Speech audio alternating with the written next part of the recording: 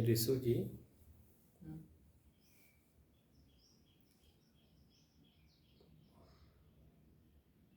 आपको श्वास देखने के लिए कहा गया है। क्या श्वास अपने से अलग महसूस हो रहा है कि ये श्वास मेरे से अलग है, मैं उसे देख रहा हूँ? बाद में होता है। मैंने कुछ बाद में ही हो रहा, मैंने हो रहा कि नहीं हो रहा, कुछ अनुभव हो रहा है ना। ये श्वास क्यों दिखाया जा रहा है? इसलिए दिखाया जा रहा है कि मैं अलग हूँ। अब मेरे ही शरीर में जितने पार्ट्स हैं ना, इसको आँख, नाक, कान, हाथ, पैर, पेट, पीठ, जीभ, जितना भी है, सर, ये मेरे से अलग है। ये भी एक परिवार है। जब इसके बारे में हम जानेंगे तभी तो इसका प्रयोग करेंगे। जैसे एक परिवार आपका है, माता पिता हैं, भाई बहन हैं, तो जिसके बारे में आप जानते हैं उसके साथ वैसा व्यवहार करते हैं कि नहीं? ऐसे ही एक आपका शरीर एक परिवार है। इसी परिवार में आप रहते हैं। आपको चलना है तो पैर से चल के कहाँ जाना है, इस बात का ज्ञान होना चाहिए कि हमें जाना है तो पैर से चलना है। पैर जब तंदुरुस्त रहेगा तभी तो आप चल पाएंगे। पैर में फोड़ा हो जाए, फुंसी हो जाए, मोच खा जाए, चोट खा जाओ या चाकू लग जाए, कट जाए, तो आपका शरीर अस्वस्थ हो जाता है। पैर अस्वस्थ हो जाता है, चलने में सक्षम नहीं होता है। तो उसे क्या किया जाना चाहिए? उसका ट्रीटमेंट होना चाहिए। तो ट्रीटमेंट जब करा देते हैं तो स्वस्थ हो जाता है, फिर चलने दौड़ने में अच्छा लगता है। ऐसी आँख है, हमें आँख से देखना है तो क्या देखना है? अभी ये जो उम्र है ये पढ़ाई करने की है। हम किताब पढ़ते हैं तो किताब पढ़ रहे हैं, शब्द पढ़ रहे हैं ना। तो शब्द पढ़ रहे हैं, किसके शब्द पढ़ रहे हैं? इसका लेखक कौन है? हर पुस्तक का लेखक होता है ना, राइटर। हम किसी राइटर का लेख पढ़ रहे हैं। वह लेख में हमें क्या मिल रहा है, हमें क्या जानकारी प्राप्त हो रही है? तो जो जानकारी उस लेखक से हमें प्राप्त हो रही है, हम अपने विचार से उनके विचार को तालमेल में डालेंगे। हमारा मन प्रसन्न हो रहा है, हमारा मन खुश हो रहा है, हमारा मन आनंदित हो रहा है, या हमारा मन पश्चाताप में डूब रहा है या भयभीत हो रहा है। क्योंकि जैसे ही आँख से हम कोई दृश्य देखते हैं, उस दृश्य में क्या है, उसी तरह से हमारा मन भी भयभीत, प्रसन्न, आनंदित, पश्चाताप, दुख, पीड़ा, उसी तरह से अपने आप को मानने लगता है। लेकिन दृश्य और मेरा मन और तीसरा मैं स्वयं, तीन हो गए ना। आँख से देखा हुआ वो दृश्य हो गया। आँख जो देख रहा है वह, उससे मन बन रहा है, हमारा अपना मन बन रहा है। तो हमारा मन क्या हो रहा है, भयभीत हो रहा है या प्रसन्नचित हो रहा है? इस बात का ज्ञान होता है तीसरे पार्ट को, जो मैं हूँ। अब मैं न मन हूँ ना मैं दृश्य हूँ, मैं तो इसका उपभोक्ता हूँ।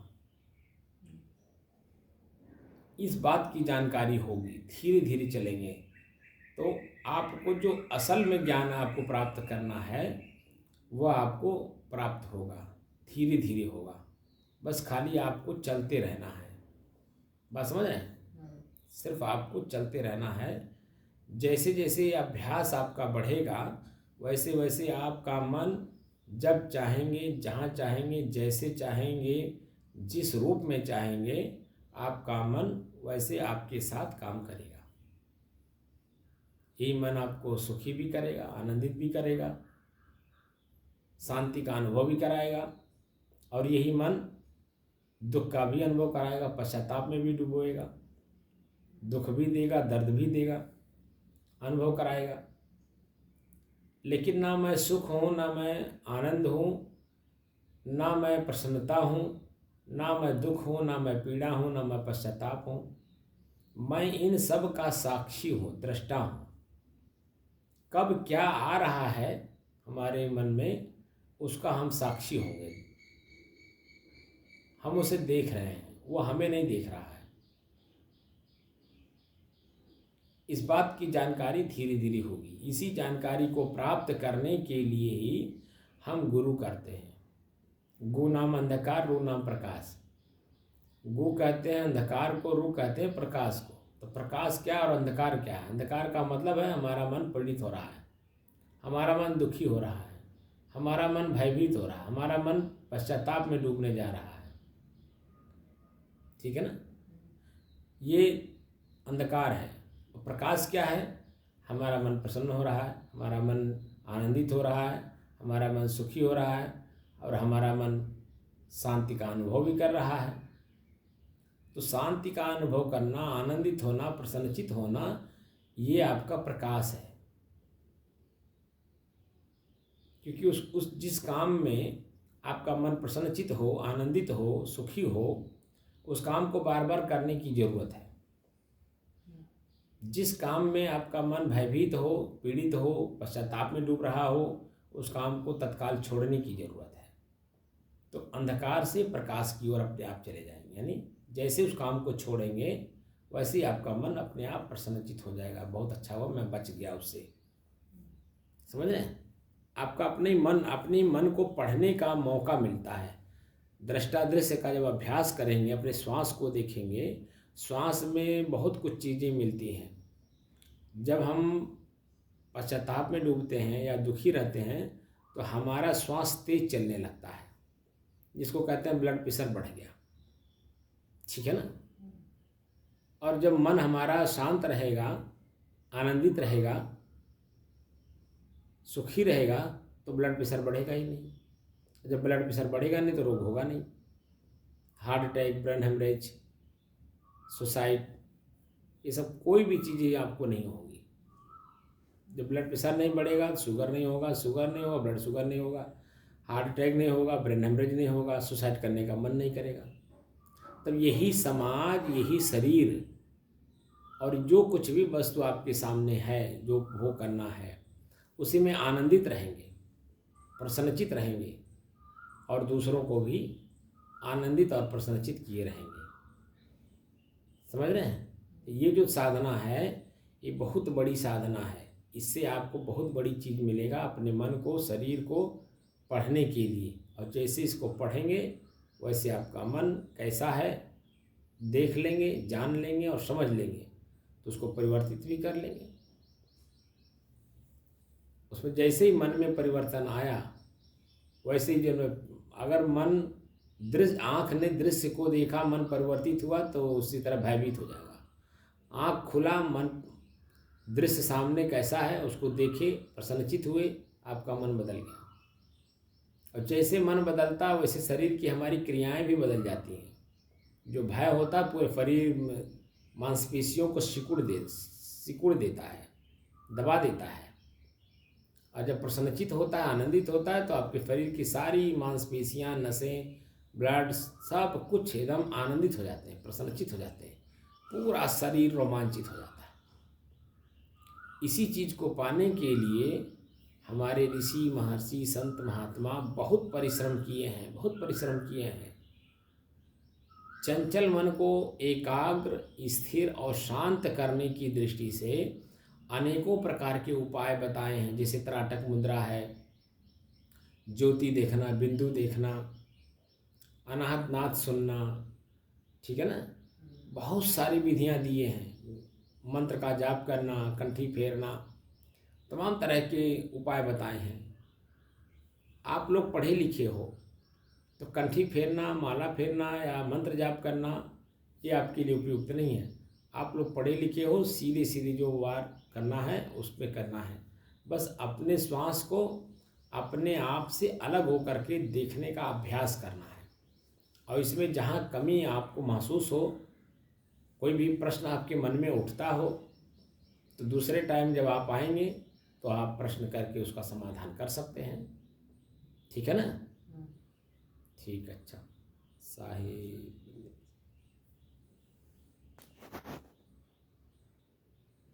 हो गया।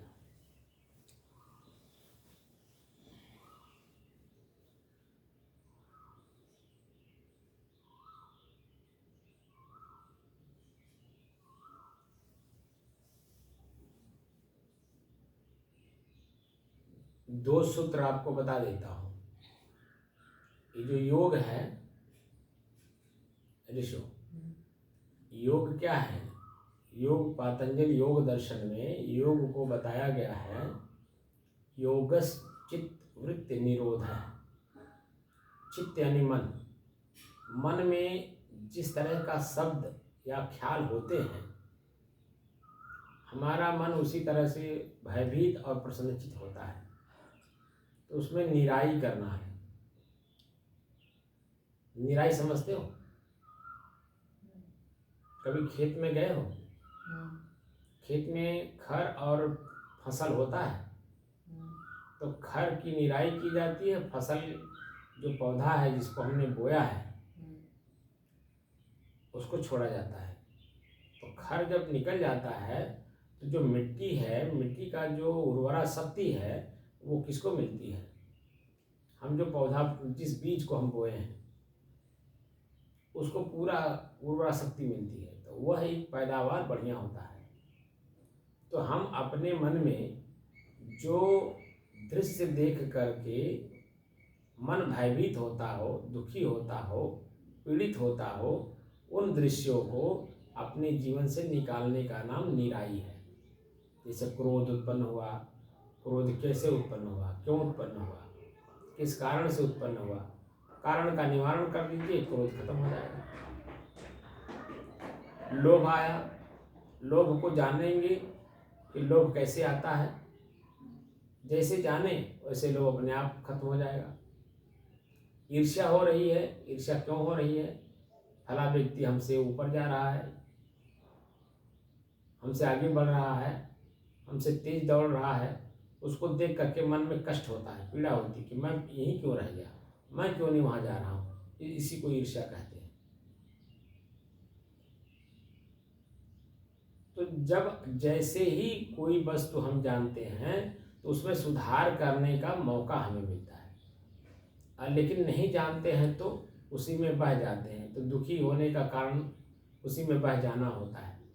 तो शरीर में भी रोग हो जाता है, मन में, तो जो मन में रोग उत्पन्न होता है वही रोग शरीर में भी उत्पन्न हो जाता है, तो शरीर आपका रोगी हो जाएगा। तो जितना आप कमाए रहेंगे वो सब डॉक्टर लेके चला जाएगा। इसलिए व्यवहार में कितना भी आपका नुकसान हो जाए, कितना भी आप आगे ना बढ़ पाइए, कुछ भी हो ना हो पाइए, लेकिन जहाँ हैं कम से कम वहाँ आप मजबूत रहिए। तो धीरे धीरे धीरे धीरे धीरे धीरे अपने आप वो आपकी स्थिति मजबूत होती जाएगी। दूसरा है ध्यान क्या है? पहला है योग क्या है? तो योग का मतलब योगस चित्त वृत्ति निरोध है। मन में जो वृत्त बनी हुई है पहले उसकी निराई करनी है। दूसरा है ध्यान क्या है? तो ध्यानम निर्विषयम मन है।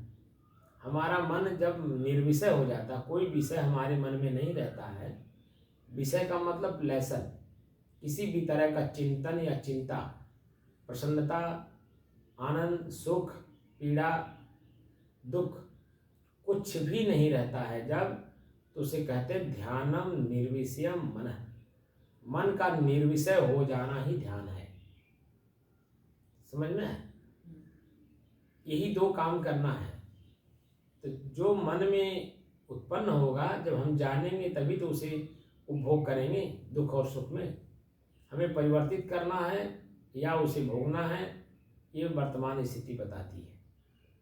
इसीलिए ये जो साधना है ये बहुत बड़ी साधना है। ये आपको 24 घंटे प्रेजेंट ऑफ माइंड रखने की कला देता है, शिक्षा देता है कि वर्तमान में आप कैसे रहेंगे। अभी 2 घंटे पहले हम लोग बैठे हैं, 2 घंटा बीत गया, 2 घंटे के बाद उठ करके जाना है यहाँ से। तो चलते समय क्या देख रहे हैं, क्या सुन रहे हैं, क्या बोल रहे हैं, कैसे हमारा पैर पड़ रहा है, कहाँ पड़ रहा हमारा पैर, ये सब चीज़ों को वर्तमान में देखते हुए काम करना है। तो हमारे शरीर में किसी भी प्रकार का दुख पीड़ा नहीं होगा।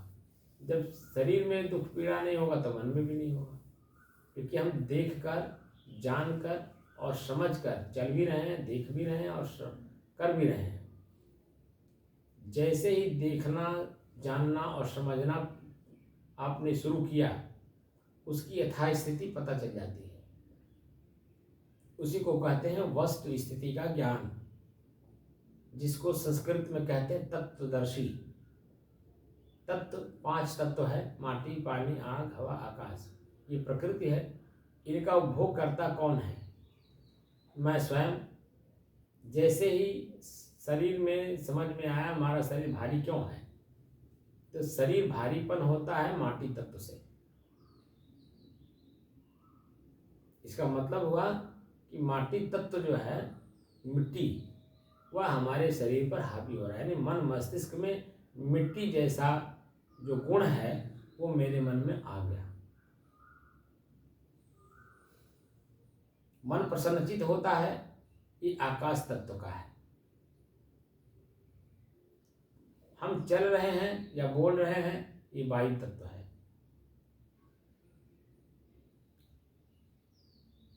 शरीर में क्रोध उत्पन्न हो रहा है, ये अग्नि तत्व है।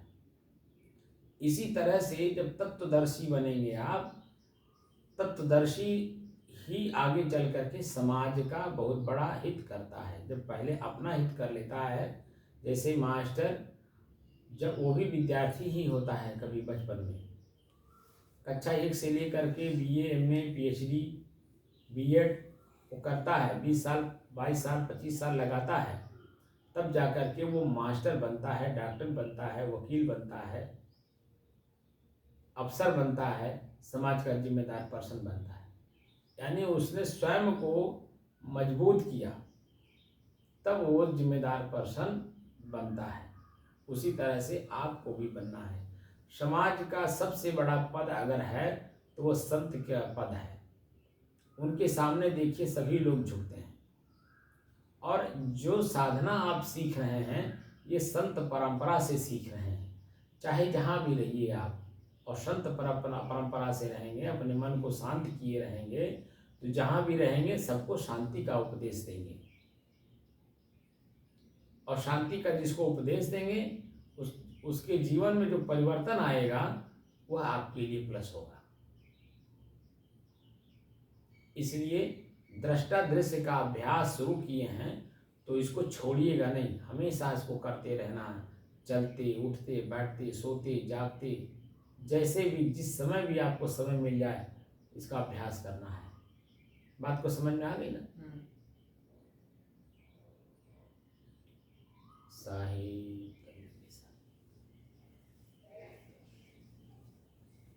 बंद कर दें।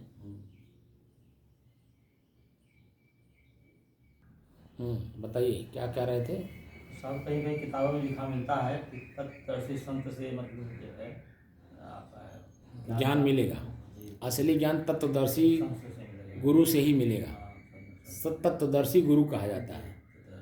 तो तत्वदर्शी जो होगा वो अपने आप में संत हो जाएगा स्वयं में।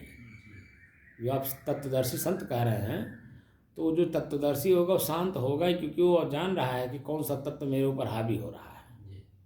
पानी है, अग्नि है, ठीक है ना, मिट्टी है, हवा है, कौन सा तत्व किस समय में मेरे शरीर में लागू हो रहा है वो जानता है, और उसी तरह से उसको मेंटेन कर देता है। उसका शरीर हमेशा खुश रहता है। जैसे मतलब शरीर में भारीपन हो रहा है, मिट्टी तत्व है, तो उसका कैसे निदान कैसे उसका होगा? मिट्टी तत्व कैसे कम किया जाएगा? मिट्टी तत्व का कम करने का तरीका है कि आप थोड़ी देर के लिए शांत हो जाइए। जैसे भारीपन महसूस हो रहा ना, शरीर भारीपन महसूस होता है, तो आप क्या करिए, थोड़ी देर लेट लीजिए। जैसे आप लेटेंगे मन शांत हो जाएगा, आपका शरीर हल्का हो जाएगा। और जब जो अभ्यास हम आपको करा रहे हैं, ये अभ्यास करते जो आपको 512 दिन हो गए आज अभ्यास करते करते, जैसे आप देखते होंगे कि जैसे ही आप अपने आँख बंद करते हैं, अपने श्वास को देखना शुरू करते हैं, तो पूरा शरीर शांत हो जाता है कि नहीं? आपको पता ही चलता है। उस समय भारीपन महसूस हो रहा है, क्रोध महसूस हो रहा है, आप कुछ बोल रहे हैं, चल रहे हैं, एकदम शांति स्थिति हो जाती है। तो तत्वदर्शी हो गए आप, यानी अपने आप में अपने आप को आप देखने लगे ना। तो जब अपने आप अपने शरीर को देखे, हल्का हो गई। आँख खुलता है, खुलने से पहले शरीर कितना आपका हल्का रहता है।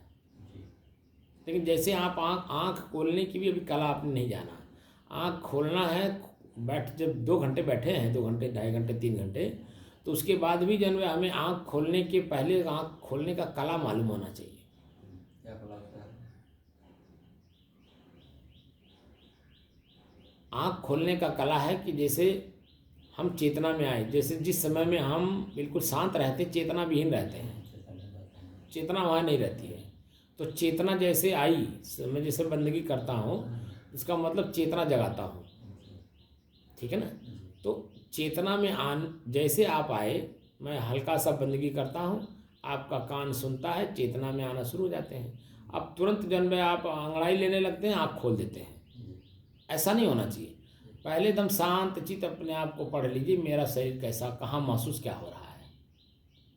तो जो अंगड़ाई ले रहे हैं, हाथ पैर बहाने लगते हैं, तो आपको इसका मतलब है कि दबाव महसूस हो रहा था, क्योंकि नस दबती है ना, जब पलथी मार के बैठते हैं नस दबती है, ब्लड सर्कुलेशन नहीं हो पाता है। तो आँख खोलने से पहले अपने शरीर को पढ़ना है कि मेरे शरीर में क्या महसूस हो रहा है, हल्का महसूस हो रहा है, तनाव महसूस हो रहा है, दर्द महसूस हो रहा है, क्या महसूस हो रहा है। तो आँख खोलने से पहले जब पूरे शरीर को पढ़ लेते हैं एक बार, तो शरीर अपने आप हल्का हो जाता है। फिर धीरे से आँख खोलने से पहले आप दोनों हाथों को रगड़ेंगे, रगड़ करके अपने आँख पे लगाएंगे। तो रगड़ने के बाद आपका हाथ गर्म हो जाता है। जब गर्म हो जाता है तो आँख पे लगाते हैं, तो जो भी कमी रह जाती है आँख में वह पूरा हो जाता है। फिर धीरे से आँख खोलना है। फिर धीरे से जहाँ दर्द महसूस हो रहा था, पैर से जो भी आपको आसन वगैरह करना है, धीरे से कर लीजिए, तो पूरा शरीर हल्का हो जाएगा। फिर आप दृष्टा दृश्य में रहेंगे ना, दृष्टा दृश्य का अभ्यास करते हुए आप आगे बढ़ेंगे। आँख खुला, मैं क्या देख रहा हूँ, तो देखने पर हमारे मन में क्या उत्पन्न हो रहा है, भय उत्पन्न हो रहा है, आनंद उत्पन्न हो रहा है, दुख हो रहा है, दबाव महसूस हो रहा है, क्या महसूस हो रहा है। फिर आप अपने को जब आगे आगे चलते रहेंगे, तो ये शरीर आपकी एकदम हल्की रहेगी, बिल्कुल हल्की रहेगी। तो देखने का भी कला, उठने का भी कला है, चलने का भी कला है, बोलने का भी कला, सुनने का भी कला है। तो जैसे दृष्टा दृश्य का अभ्यास, अभी तो खाली श्वास को देख रहे हैं, मन शांत हो जा रहा है, शांत होने के बाद उसका प्रयोग करने का कला भी होनी चाहिए। आँख मेरा है, मैं कान आँख हूँ नहीं, तो आँख से जो दृश्य देख रहा हूँ, जैसे आपके सामने मैं पढ़ता हूँ, मेरे सामने आप पढ़ते हैं, तो मेरे शरीर में क्या महसूस हो रहा है, मैं किसको देख रहा हूँ, एक संत को देख रहा हूँ। आँख खुला, आपके सामने कोई क्रोधी आदमी नहीं है, कोई लोभी आदमी नहीं है, कोई ईर्ष्यालु आदमी नहीं है, कोई गृहस्थ आदमी नहीं है जिसको देखने के बाद मन में अनेकों प्रकार के भावनाएं उत्पन्न हो। एक संत है, संत को देख करके मन प्रसन्नचित हो रहा है कि उन्हीं के सानिध्य में मैं सीख रहा हूँ। अपने आप सर झुक जाता है, झुकता नहीं। तो जब हम यहाँ इस कमरे से बाहर निकले तो किसको देख रहे हैं, देखेंगे जो सामने पड़ेगा। तो देखने के बाद हमारे मन में क्या उत्पन्न हो रहा है, प्रश्न उठता, अपने आप में स्वयं में प्रश्न उठता है, किसको देख रहे हैं। जैसा दृश्य सामने पड़ेगा मन वैसा बनता जाएगा। तो जो पहले से मन बना हुआ है उसको खाली करना है, तो वर्तमान में और जो दृश्य देख रहे हैं वो और अंदर डाले जा रहे हैं। हम जब यहाँ हम लोग 3 लोग हैं, एक आप हैं, एक ऋषु हैं, एक मैं हूँ। तो मैं अपने आप को जान रहा हूँ, तो मैं आपके साथ ऋषु की बात नहीं करूँगा और आपकी बात ऋषु से नहीं करेंगे, क्योंकि ऋषु अभी विद्यार्थी हैं, अभी नया साधक हैं और आप परिपक्व हैं। 512 दिन से आप लगातार आ रहे हैं, तो हम आपसे जो चर्चा करेंगे वो 512 दिन से ऊपर की करेंगे।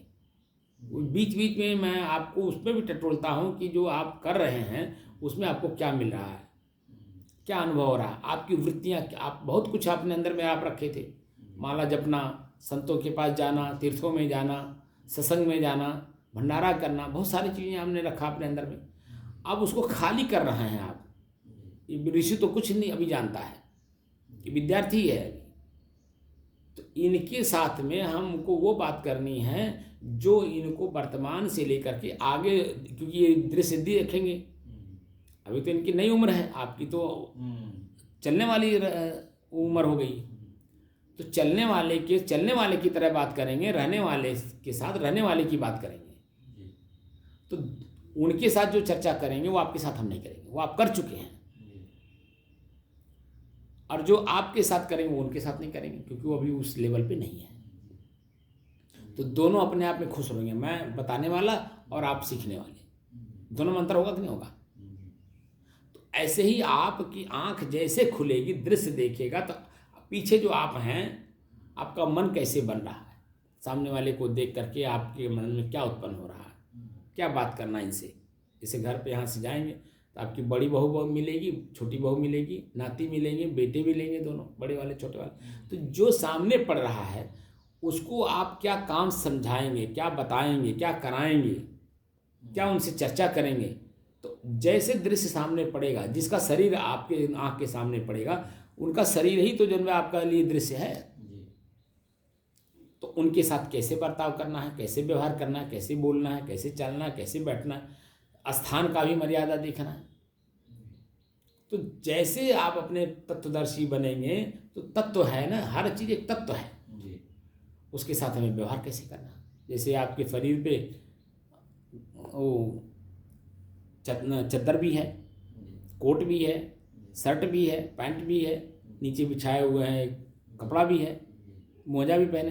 तो जो चीज़ें जहाँ पहनने लायक होगा उसी जगह पे जब आप पहनेंगे तभी तो आपकी शोभा बढ़ेगी शरीर की, और लोग अच्छा भी कहेंगे। लेकिन अभी मोजा को सर पे लगा लीजिए और चद्दर को कमर में लपेट लीजिए, तो आपको लोग क्या कहेंगे? आप तो अपने मन से ठीक कर रहे हैं, लेकिन सामाजिक दृष्टि से क्या आप माने जाएंगे? लगता है इनका कुछ दिमाग खराब हो गया, पब्लिक यही कहेगी ना। देखने वाला दृश्य आपको देखा ना, आप दूसरे को देख रहे हैं अपने भाव से, दूसरा अपने भाव से आपको देख रहा। तो हमें यथास्थान का ज्ञान होना चाहिए कि कौन सा स्थान किस तरह की मर्यादा रखती है। उस तरह से मर्यादित आप रहेंगे, आपका जीवन कट जाएगा, आपको पता भी नहीं चलेगा, और सामने वाला खुश भी हो जाएगा। तो अपनी खुशी दूसरे के ऊपर खुशी बांटनी है, अपना दुख दूसरे पे नहीं डालना है, बल्कि दूसरे का दुख हरण करना, अपनी खुशी देकर, अपनी प्रसन्नता देकर, अपना आनंद देकर। लेकिन जब आप आनंदित रहे, जैसे आपके जेब में जब पैसा रहेगा उसी तरह से तो खर्चा करेंगे, ऐसे आपका मस्तिष्क एक बैग है, एक झोली है, इसमें जब आप प्रसन्नता रखेंगे, कबीर साहब ने कहा भी है कि शब्द चित्त जो है एक झोली है, उसमें शब्द एक वस्तु है। कौन से शब्द को आप रखे हैं? उत्तम शब्द को रखेंगे तो आपके उत्तम व्यवहार होगा, मध्यम शब्द रखेंगे मध्यम व्यवहार होगा, और निम्न शब्द रखेंगे तो निम्न व्यवहार करेंगे। का रे, का हो, क्या हैं, तीनों में अंतर है ना। क्या रे, जैसे क्या रे शब्द बताए बोले, आपका अस्तित्व मालूम होगा कि किस स्तर के हैं, तो वो पता चल जाता है कि निम्न स्तर के हैं। का हो, ये मध्यम पुरुष मालूम होता है ना।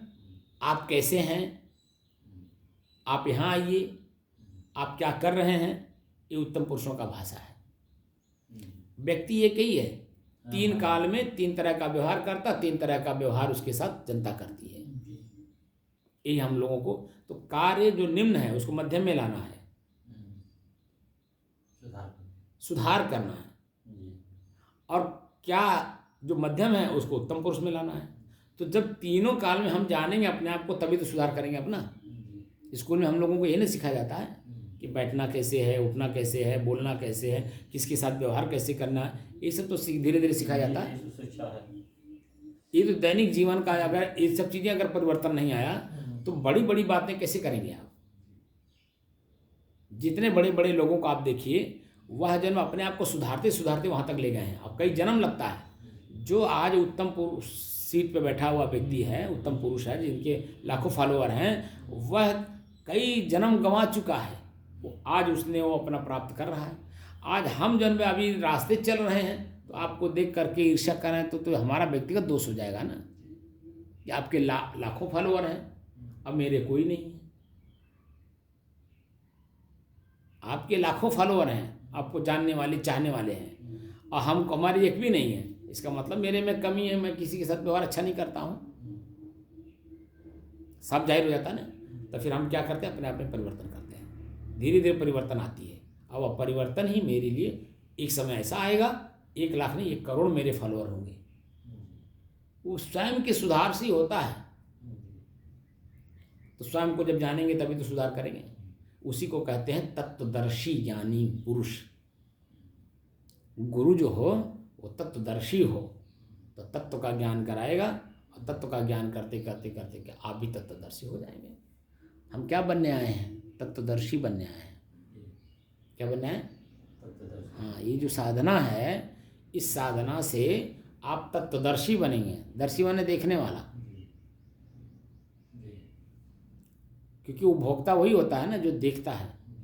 जैसे जमीन तो सबके पास है, जमीन का उपभोग करने की कला उसके पास कैसी है, वो किसान के ऊपर निर्भर करता है। किसान को अपने आप को मिटाना पड़ता है। किसान का कभी चेहरा खिलता हुआ नहीं दिखेगा आपको, गिरा हुआ ही मिलेगा, क्योंकि उसके मस्तिष्क में चिंता रहती है। क्या रहती है?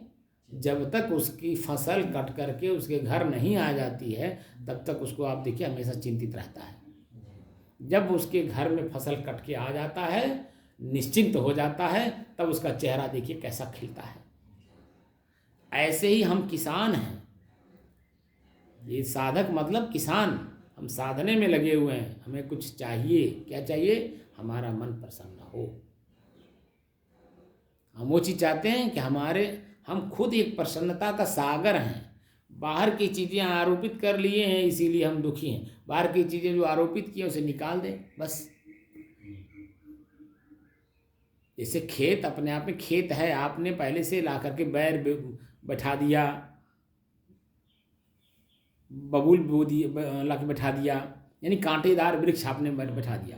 तो जिस समय आप बैठा रहे थे उस समय में तो आपका मन बड़ा अच्छा था, बैर होगा, बबूल होगा, ये होगा, वो होगा, तो कांटेदार। लेकिन जैसे जैसे आपको आगे बढ़ते गए, लगाते गए, बढ़ते गए, वैसे आपको पता चलता जाएगा। जब कह रही यार ये तो मैंने कांटा बो दिया, जब पैर में गड़ेगा तब मैंने कांटा बो दिया, ओहो इसमें तो बड़ा कांटा है, तब क्या करेंगे आप?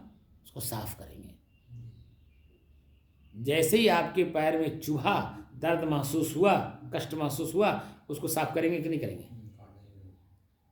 तो जब काटेंगे तब उसके बाद मध्यम चीज़ें ला के बैठाएंगे। जिस दिन आप आम का पौधा लगाएंगे उस दिन आप उत्तम पुरुष माने जाएंगे। ठीक है ना? बैर आपने त्यागा तो आपने क्या लाया? अमरूद, यानी जो अन्य फल हैं वो आप लगाएं। उत्तम फलों में आएगा काजू, किशमिश, बादाम के पौधे, सेब के पौधे, संतरे के पौधे, वो सब जब लगाएंगे तो उत्तम पुरुष माने जाएंगे, क्योंकि उसमें फल मिल रहा है अपने भी पाने के लिए, दूसरे को भी पाने के लिए। दूसरा भी उसी चीज़ को स्वाद लेकर के खुश होगा तो नहीं होगा। तो फसल वो चीज़ें हमारे ही मन में जो फसल है, हम अपने पहले तो उस फसल को स्वयं चखेंगे। जिस काम को हम कर रहे हैं हमारा मन प्रसन्न हो रहा है कि नहीं? अगर हमारा मन प्रसन्न हो रहा होगा तो उस काम को हम छोड़ेंगे भी नहीं और दूसरे से करवाएंगे भी। हम खुद नहीं छोड़ेंगे और दूसरे से करवाएंगे भी, भाई ये काम अच्छा है आप भी करो। तो वही आपकी हंसी बांटनी हुई, खुशी बांटना हुआ। तो जब तत्व को जानेंगे तभी तो करेंगे। जिस काम को वर्तमान में मैं कर रहा हूँ, शाम को बैठ करके कभी विश्लेषण किए कि मैंने आज दिन भर में क्या किया? मेरा मन प्रसन्न है या मेरा मन पश्चाताप में डूब रहा है? क्योंकि दिन में जो भी काम हुए रहते हैं, तो शाम के टाइम आप देखिए आपका मन खुद कहता है, होता है ना। ये हर व्यक्ति का ये अपना है। तो किताब अपनी, मैं बार बार कहता हूँ कि स्वयं की किताब स्वयं पढ़नी है। तो स्वयं का किताब क्या? हमारा शरीर, हमारा मन, हमारी इंद्रियाँ, हमारा आँख, हमारा कान, हमारा नाक, ये हमारा किताब है। हम स्वयं इसके बारे में जानते नहीं, इसीलिए पढ़ नहीं पाते। तो हम यहाँ जो सिखा रहे हैं अपनी किताब को पढ़ने के लिए, जितने भी लेखक हैं किसी भी किताब के, उन्होंने अपने आप को पढ़ा, जो पढ़ा वही लिखा। उसको पढ़ करके हमें जानकारी प्राप्त करनी है, खाली जानकारी प्राप्त करनी है। हमारे विचार में उनके विचार में क्या तालमेल है, तो जितना तालमेल में हो उतना ले ले, जितना तालमेल में ना उसको छाड़ दे। जी। तो हम अपने आप को पढ़ने की कला सिखा रहे हैं क्या, हम कैसे अपने आप को पढ़ेंगे। ठीक है ना, ठीक है। अच्छा साहिब